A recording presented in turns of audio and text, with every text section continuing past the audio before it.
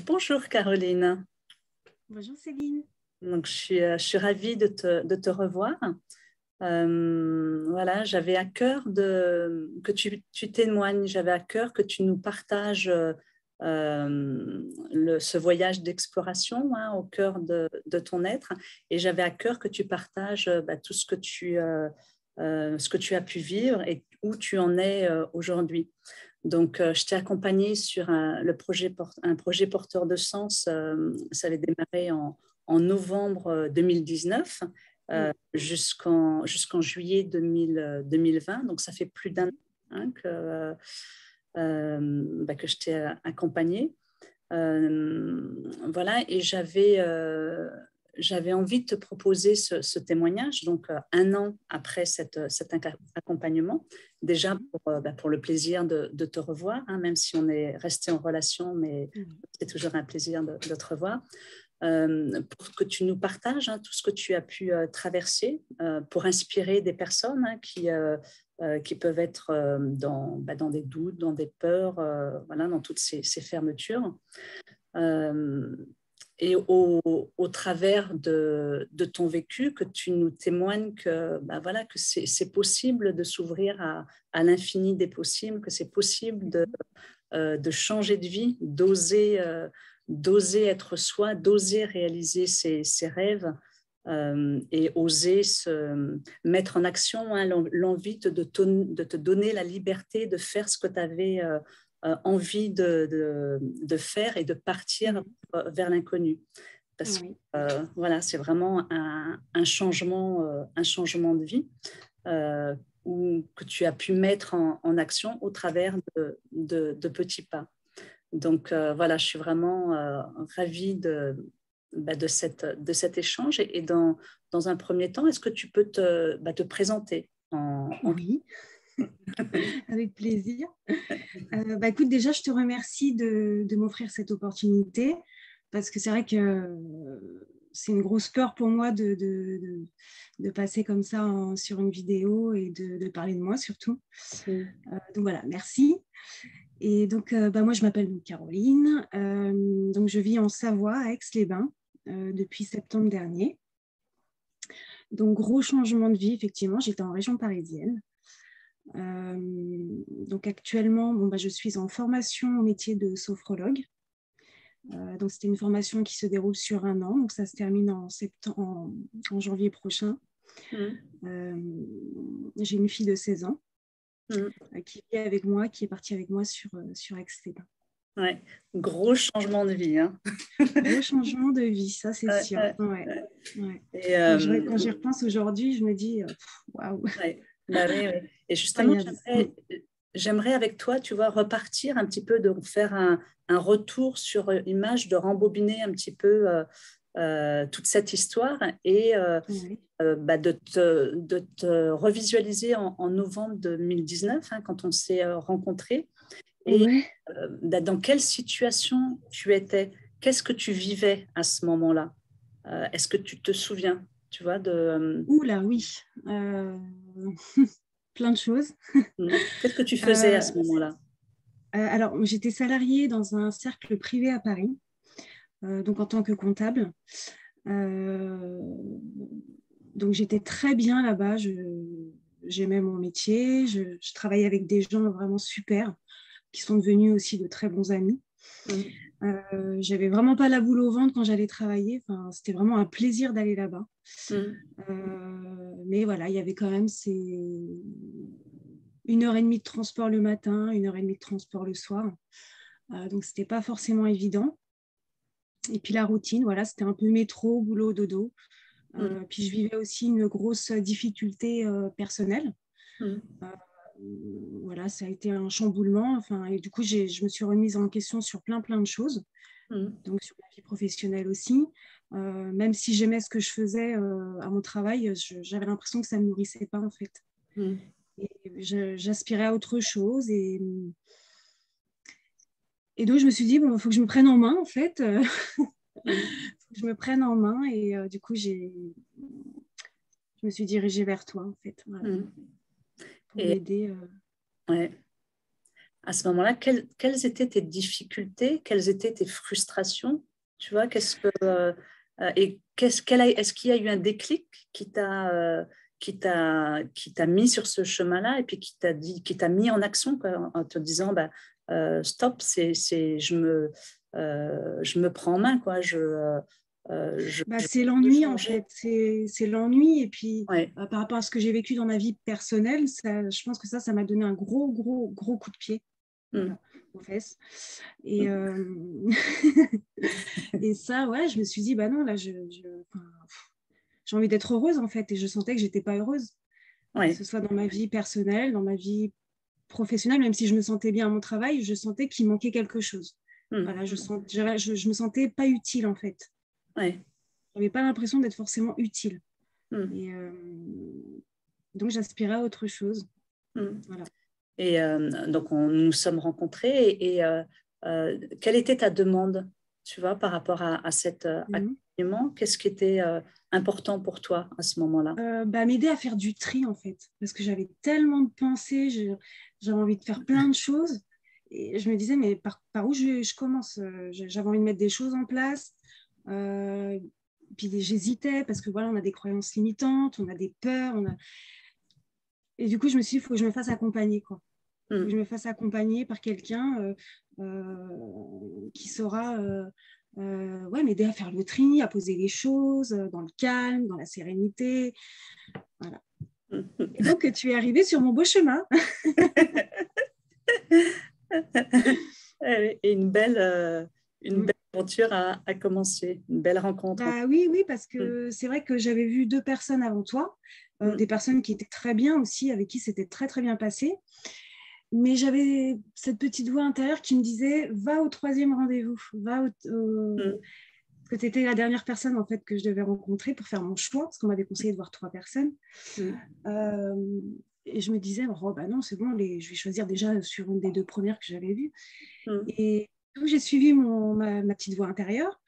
Et finalement, je n'ai pas regretté parce que en fait, ça a matché avec toi et puis c'est tout. Enfin, après, je pense qu'il n'y a pas forcément d'explication. C'est passé, quoi. C'est une J'ai histoire aimé de ta rencontre. douceur, j'ai aimé ta douceur, ton écoute, ta bienveillance. Voilà,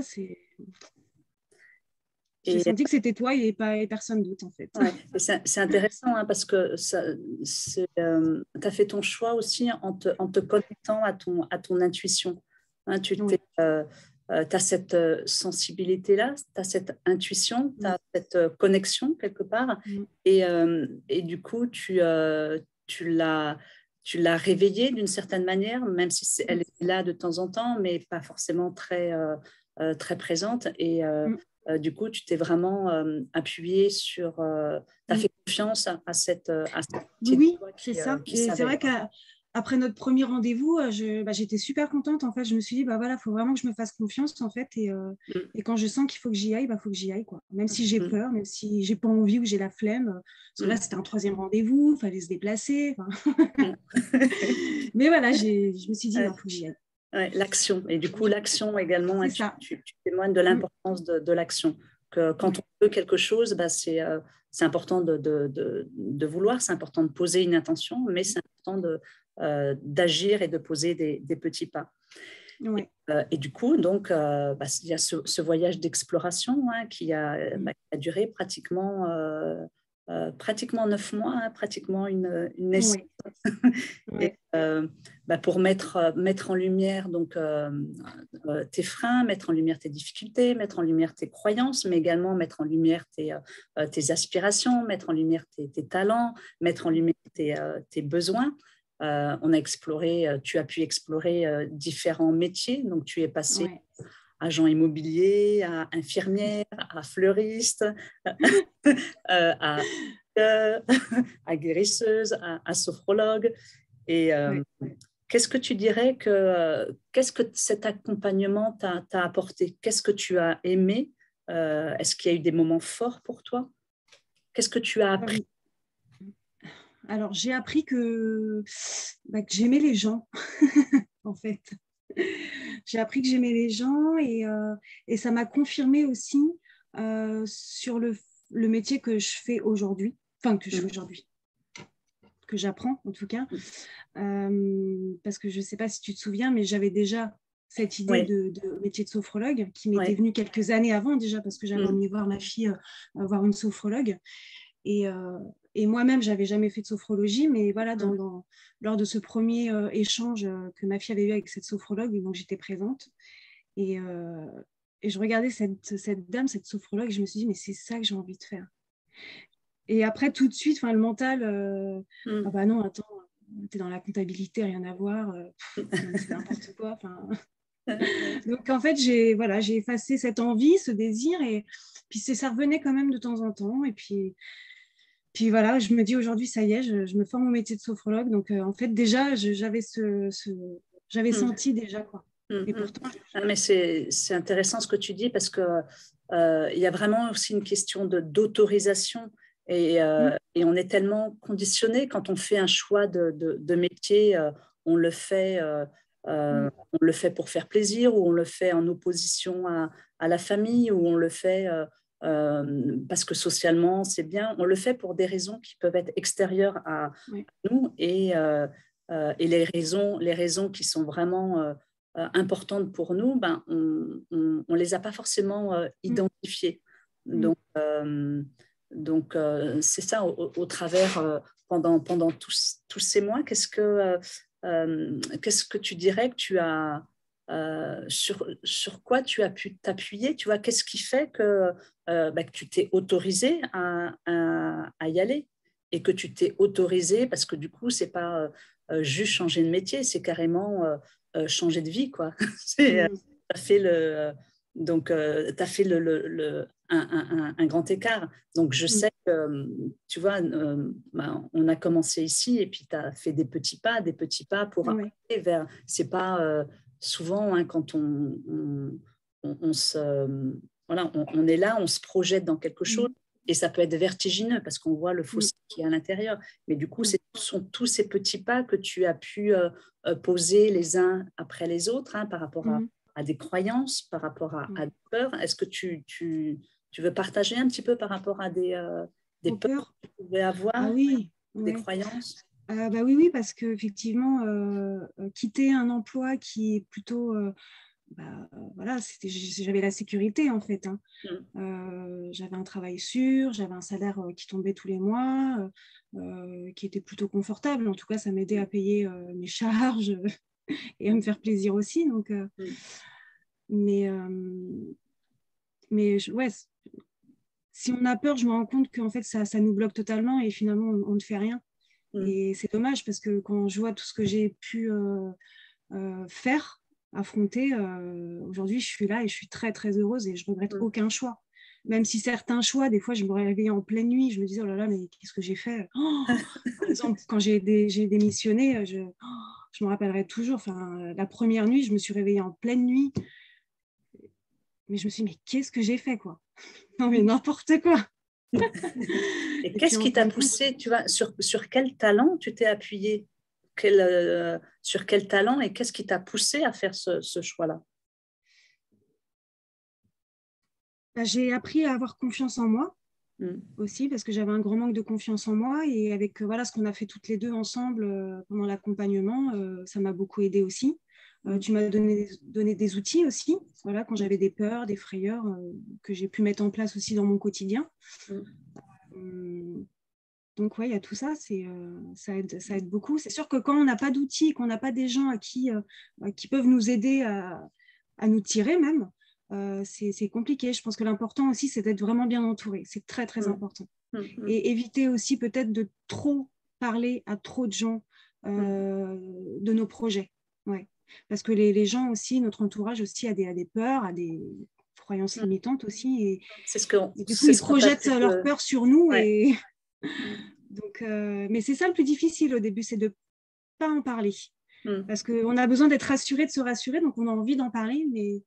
Mais voilà, moi j'ai appris effectivement que faut en parler le minimum possible. En tout cas, des personnes vraiment très très sûres qui sauront nous motiver en fait.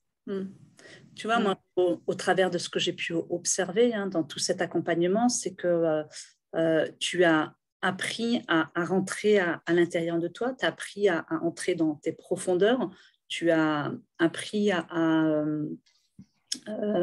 accueillir, à accepter aussi tes ombres, hein, parce que ce n'est pas toujours facile de se voir en vérité comment dans ce qu'on est, réellement. Donc, ce qu'on est, c'est il y a de la lumière, mais il peut y avoir aussi des ombres.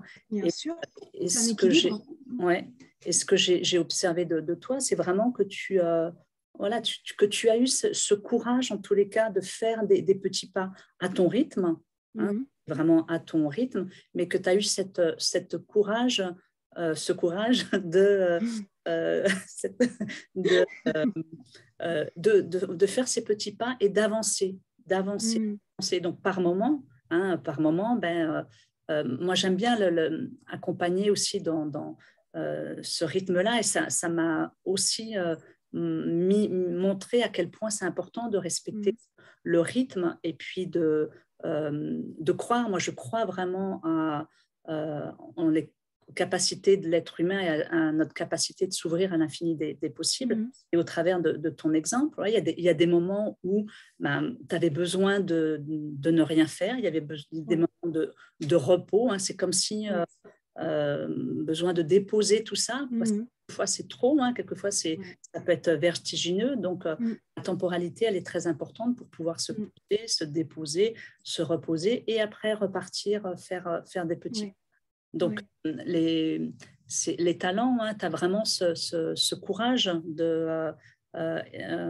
d'avancer et de te donner les moyens de te donner les moyens de vivre la envie de vivre et de poser tout ça, de savoir ce que tu as envie de vivre exactement, quoi. Oui, puis des fois, on a des doutes aussi, même si on démarre un chemin comme ça, un changement de vie. Il y a beaucoup de doutes aussi qui arrivent. Mais c'est normal, en fait. On se remet en question, on se demande si on va y arriver. Et donc, je pense que c'est important, effectivement, de vraiment poser les choses. Et quand il y a des gros doutes comme ça ou des grosses peurs, c'est attendre, en fait, peut-être ne rien faire, laisser passer, en fait, l'orage. Et puis, attendre et puis vraiment observer, en fait, ce qui se passe. Pas refouler en fait cette peur. Je pense que c'est pire en fait de la refouler, vraiment l'accueillir et je pense que c'est comme ça qu'on la transcende aussi de façon positive. Tu as vraiment fait ce chemin de transformation, de transmutation.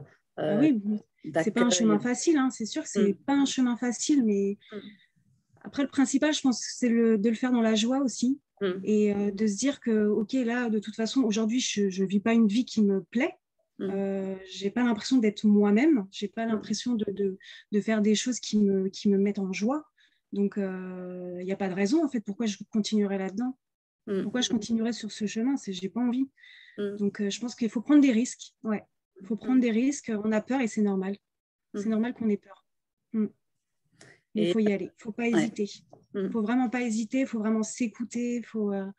Et puis, si on s'est loupé, si on a raté, ce n'est pas grave, on recommence. C'est une expérience. Voilà. Et d'apprendre. C'est une très belle expérience. C'est pas fini, hein, j'en suis qu'au début. Hein. C'est pas fini. Et du coup, aujourd'hui, qu'est-ce que tu vis aujourd'hui? Donc, tu es partie de la région parisienne parce que tu habitais en région parisienne. Tu as trouvé un appartement. Bientôt, ça sera une maison. Quels sont tes projets pour la suite? Alors, déjà, en fait, quand j'ai quitté la région parisienne, quand j'ai commencé à poser ma démission, j'ai fait le choix là vraiment de mettre en action en fait tout sur ce quoi j'avais travaillé depuis des mois. Et en fait là il y a tout qui s'est ouvert. Mais il y a tout qui s'est ouvert. Enfin, j'avais la place de la Concorde, quoi. et en fait c'est là que je me suis dit mais je suis sur le bon chemin. Quand je vois qu'il y a tout qui s'ouvre, que j'ai pas de, j'avais des peurs, mais en même temps je savais que j'étais sur le bon chemin. J'ai pu avoir aussi des petites épreuves, comme des résistances, mais je sentais que c'était quand même là qu'il fallait que j'aille. Donc, j'y allais quand même, avec de la peur, mais toujours sereine. J'étais quand même sereine. Au fond de moi, je sentais une sérénité, en fait. Et puis, Aix-les-Bains, pourquoi Aix-les-Bains? Parce que j'ai mon ami d'enfance qui habite à Aix-les-Bains, donc j'y allais plusieurs vacances. Et j'ai vraiment eu un gros coup de cœur pour cette région. C'est une région magnifique et donc c'est une région qui m'a appelée aussi. Donc j'ai écouté mon cœur. Ouais. J'ai tout quitté et je suis partie. Alors c'est sûr, si j'avais écouté des personnes, bah, je ne serais pas partie. Hein. Je serais encore je serais encore dans mon ancien emploi, avec ma maison en Seine-et-Marne.